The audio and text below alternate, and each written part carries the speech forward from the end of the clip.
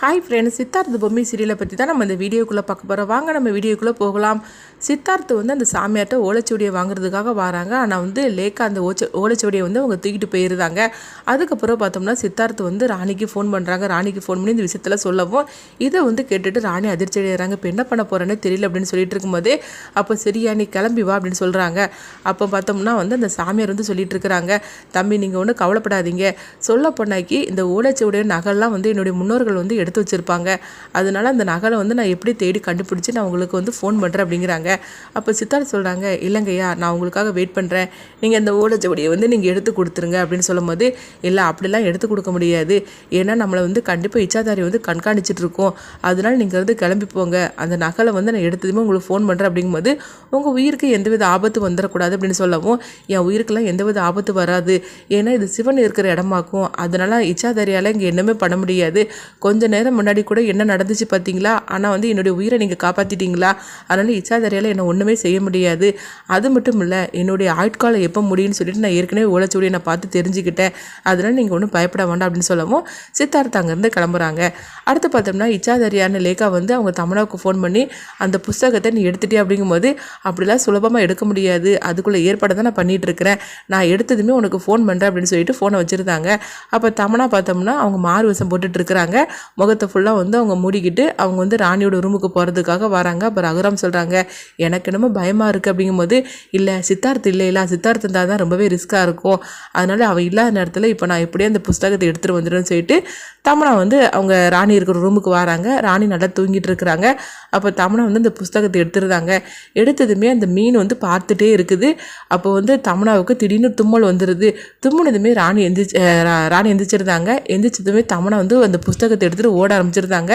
ராணி திருடன்னு சொல்ல கத்தவும் வீட்டோட அவ்வளோருமே வந்துருந்தாங்க.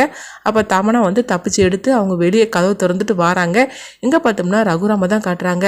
அப்போ ரகுராம் சொல்கிறாங்க, ஐயோ தமனா கைங்களமாக மாட்டிக்கிட்டா போலுக்கு அப்படின்னு சொல்லிட்டு இருக்கும்போது சாவித்திரி என்னடா அங்கே சத்தமாக இருக்குது, ராணி என்ன சத்தம் கொடுத்துட்ருக்குறா, சரி வா பார்க்கலாம் அப்படின்னு சொல்லிட்டு வாங்குறாங்க. எல்லாருமே கூச்சல் போட்டுட்டு இருக்கும்போது தமனா கதவு திறந்துட்டு வெளியே தப்பிச்சு ஓடலான்ட்டு வரும்போது அங்கே கரெக்டாக சித்தார்த் இருந்துட்டு இருக்கிறாங்க. சித்தார்த்தை பார்த்ததுமே தமனா அதிர்ச்சி அடைகிறாங்க. அப்போ ராணி சொல்கிறாங்க, என் ரூமில் இருந்து அந்த புத்தகத்தை எடுத்துகிட்டு போகிறாங்க, யாருன்னு தெரியல அப்படிங்கும்போது அப்போ தமனாவை போட்டு அவங்க சித்தார்த்தை அடின்னு அடிக்கிறாங்க. ஆனாலும் தமனா தப்பிச்சு அங்கேருந்து ஓடி இருந்தாங்க. அப்போ ரகுராம் நினைக்கிறாங்க, நல்ல வேலையாப்பா அவள் தப்பிச்சு போயிட்டா, இல்லைன்னா அவ்வளோதான் அப்படின்னு சொல்கிறாங்க. தமனா பார்த்தோம்னா அடுத்தது அந்த புஸ்தகத்தை எடுத்துகிட்டு அவங்க ரூமுக்கு வராங்க. ரூமுக்கு வந்ததுமே அங்கே லேக்கா சாவித்திரின்னு எல்லாருமே இருக்கிறாங்க. அப்போ சாவித்திரி சொல்கிறாங்க, நீ தான் வேஷத்தை போட்டுட்டு வந்தி அப்படிங்கும்போது, ஆமாம் அந்த புஸ்தகத்தை எடுக்கிறதுக்காக வந்தேன் அப்படிங்கிறாங்க. அப்போ லேக்கா அந்த புஸ்தகத்தை படிக்கிறாங்க. படித்து பார்த்ததுமே இதெல்லாம் பார்த்துட்டு தான் ராணி கரெக்டாக சொன்னா போலுக்கு அப்படின்னு சொல்லவும், இதெல்லாம் என்னால் ஒன்றும் பண்ண முடியாது அவளால் அப்படின்னு சொல்லிட்டு இருக்கிறாங்க. அப்போ சித்தார்த்தை ராணிகிட்ட கேட்குறாங்க, அந்த புஸ்தகத்தை இப்போ எடுத்துகிட்டு போயிட்டாலே இப்போ என்ன பண்ண போகிற அப்படிங்கும்போது, ஒன்றும் நீ கவலைப்பட வேண்டாம், அதில் உள்ளது எல்லாத்தையுமே நான் படிச்சுட்டேன் அப்படின்னு ராணி சொல்லிட்டு இருக்கிறாங்க. அடுத்து இங்கே பார்த்தோம்னா அவங்க சாமியார் தான் ஃபோன் பண்ணுறாங்க சித்தார்த்துக்கு. சித்தார்த் அந்த நகல் கிடச்சிருச்சு அப்படிங்கிறாங்க. என்னது நகல் கிடச்சிருச்சா அப்படின்னு சொல்லி கேட்கும்போது, ஆமாம் நகல் கிடச்சிருச்சு அப்படிங்கிறாங்க. இது கிட்டதுமே ராணி சித்தார்த் எல்லாருமே சந்தோஷப்பட்டுட்டு இருக்கிறாங்க. இன்னொரு பக்கம் பார்த்தோம்னா தமனாவை தான் காட்டுறாங்க. தமனா தன்னுடைய ஆயுள்காலம் எப்போ முடியுது அப்படின்னு சொல்லிக்கிட்டு அவங்க இடத்துல அவங்க கேட்டுட்டு இருக்கும்போது அப்போது ஒரு குரல் கேட்குது, இந்த மரம் தான் உன்னுடைய ஆயுட்காலம் சொல்லும் அப்படின்னு சொல்லிட்டு ஒரு மரம் அவங்க முன்னாடி வரவும் இவங்க பார்த்தோம்னா என்னுடைய ஆயுட்காலம் எப்போ முடியுது அப்படின்னு சொல்லிட்டு கேட்கும்போது அந்த மரத்துலேருந்து ஒரு இலை கீழே விழுது. அந்த இலையில அவங்களுக்குள்ள ஒரு குறிப்பு மாதிரிக்கே எழுதியிருக்கிறாங்க, எப்போ ஆயுட்காலம் முடியும், கண்டிப்பாக நாளைக்கு உனக்கு நடக்கூடியதில் பெரிய ஒரு பிரச்சனை ஏற்படும் அப்படிங்கிற மாதிரி அந்த இலையில எழுதியிருக்குது. இதை பார்த்துட்டு அவங்க லேக்கா கொஞ்சம் அதிர்ச்சி அடைகிறாங்க.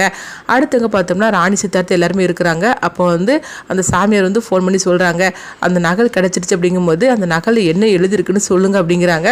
உடனே அந்த சாமியார் நகலை என்ன எழுதிருக்குன்னு எல்லாத்தையும் சொல்லிட்டு இருக்கிறாங்க சித்தார்த்திட்ட. இதெல்லாம் கேட்டுக்கிட்டு தமனாவும் அவங்க லேக்கா எல்லாருமே அதிர்ச்சி அடைகிறாங்க. அப்போ அந்த சாமியார் கடைசியில் ஒன்று சொல்லி முடிக்கிறாங்க, அந்த ஆயுள்கால இச்சாதாரிக்கு ஆயுட்காலம் நாளையோட முடிவடைய போகுது அப்படின்னு சொல்லிட்டு அவங்க ஃபோனை வைக்கிறாங்க. இதை கேட்டுட்டு சித்தார்த் ராணிக்கிட்ட சொல்கிறாங்க, ராணி உனக்கு ஒரு விஷயம் தெரியுமா, அந்த இச்சாதாரியோட ஆயுட்காலம் நாளையோட முடியுதுன்னு அப்படின்னு நகலில் எழுதியிருக்குதான், இதை தான் சாமியார் சொன்னார் அப்படிங்கிறாங்க. இதை கேட்டதுமே இச்சாதாரியிலேருந்து தமனா எல்லாருமே அதிர்ச்சி அடைகிறாங்க.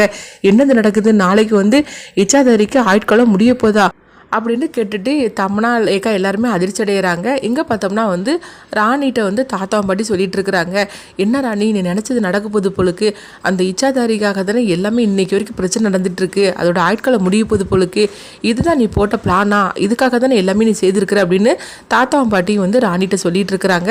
அப்போ சித்தார்த் சொல்கிறாங்க, ராணி உனக்காக நான் எவ்வளோ நாள் நான் ஹெல்ப் பண்ணுவேன், உனக்காக நான் என்ன நாள் நான் செய்வேன், உனக்கு துணையாக நான் இருப்பேன், நீ என்ன பண்ணுறியோ நீ பண்ணு அப்படின்னு சொல்லிட்டு இருக்கிறாங்க.